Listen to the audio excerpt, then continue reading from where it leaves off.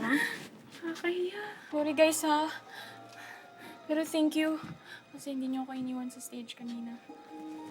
Ano ka ba? Siyempre hindi. Baliw ka ba? Pag iniwan ka namin, doon sira yung performance natin. What are friends for, di ba?